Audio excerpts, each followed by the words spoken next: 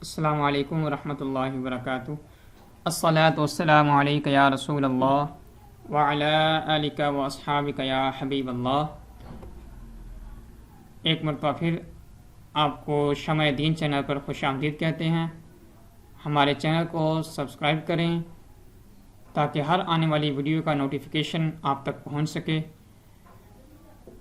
آج ہم پڑھیں گے نورانی قاعدے کا سبق نمبر 3 پارٹ 2۔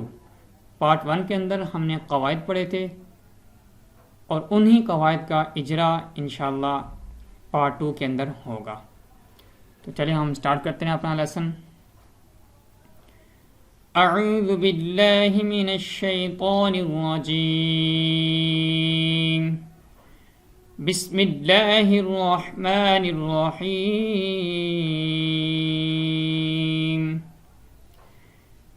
الف لام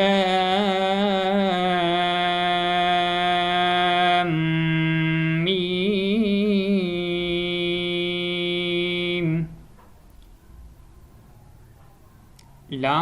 لام کے حروف اصلی 3 ہیں، لام، الف اور میم۔ ہم نے حروف اصلی کو دیکھنا ہوگا۔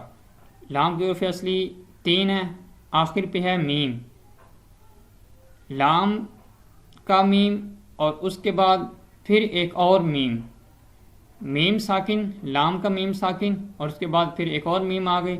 میم ساکن کے بعد دوسری میم آ جائے تو ہم نے کیا پڑھا تھا کہ میم ساکن کے بعد دوسری میم آ جائے تو میم ساکن کے اندر ادغام شفوی ہوگا، یعنی میم ساکن میں ہم غنہ کریں گے، اس لیے یہاں پر ہم نے غنہ کیا۔ دوسرا یہ ڈبلیو شکل والی، اس کو ہم شد کہتے ہیں، شد۔ تو جس حرف پر یہ آ جائے اس حرف کو 2 دفعہ پڑھا جاتا ہے، اس لیے ہم نے لام میم، اس میم کو ہم نے 2 دفعہ پڑھا۔ الف لام میم، الف لام میم صاد۔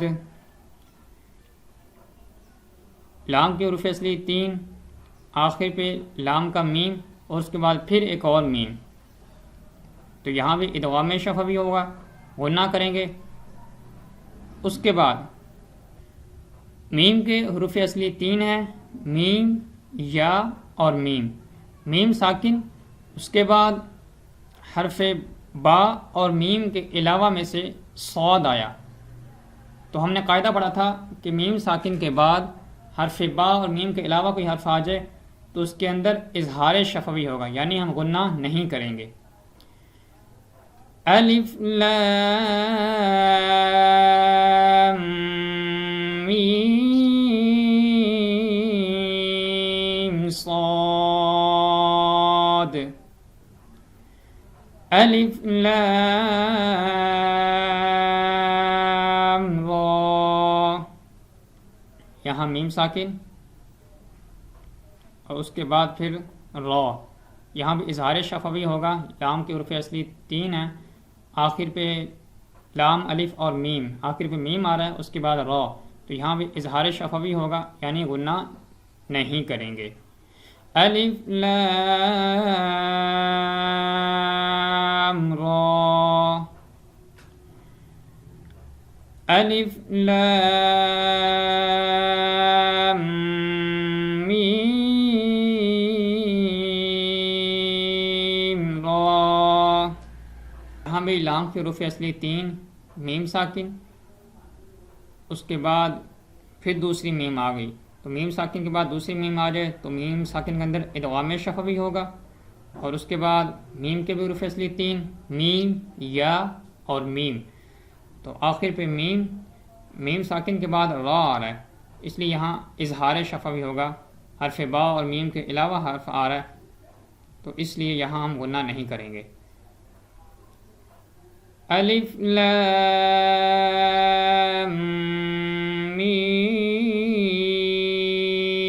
میم را کاف ہا یا عین صاد. ہا کو ایک الف کی مقدار کھینچیں گے. ہا کے اوپر کھڑا زبر ہے. کھڑا زبر حروف مدہ کے قائم مقام ہی ہوتا ہے، تو جتنا حروف مدہ کو کھینچتے ہیں اتنا ہی ہم کھڑا زبر کو کھینچیں گے. وہ ہا کو بھی ایک الف کی مقدار کھینچیں گے، یا کو بھی ایک الف کی مقدار. اس کے بعد عین.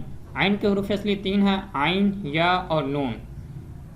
تو نون ساکن، اس کے بعد پھر آگے صاد آ گیا. تو نون ساکن یا تنوین کے بعد حروف اخفا میں سے صاد آ رہا ہے، تو اس لیے ہم یہاں غنہ کریں گے. یہاں اخفا کا قاعدہ لگے گا، یعنی ہم یہاں پر غنہ کریں گے. کاف ہا یا عین صاد.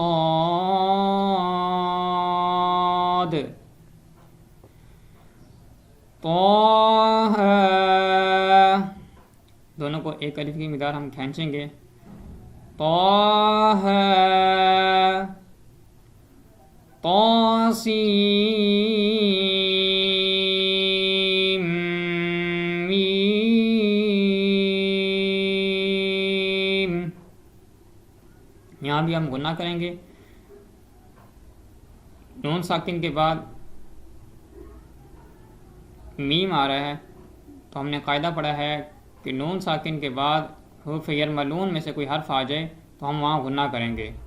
تو یہاں نون ساکن کے بعد حروف یرملون میں سے میم آ رہا ہے، اس لیے یہاں ادغام کا قاعدہ لگے گا. طاسیم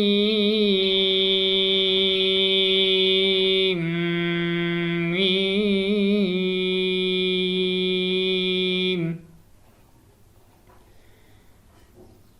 طاسین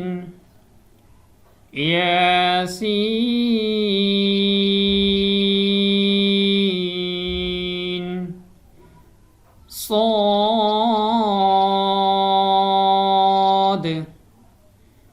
حمیم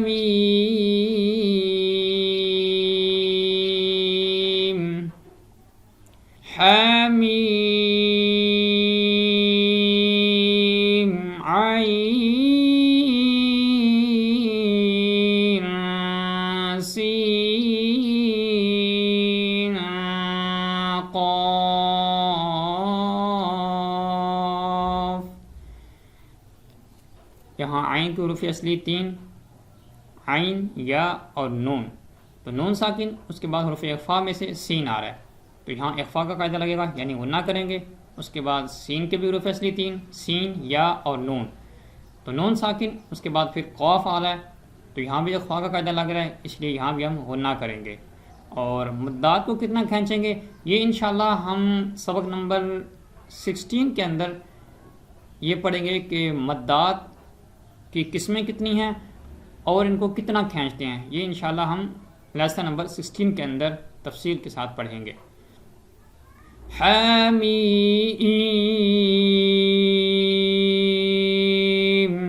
عین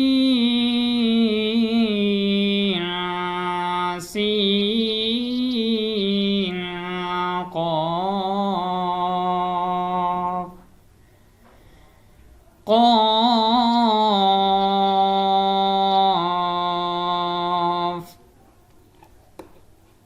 نون.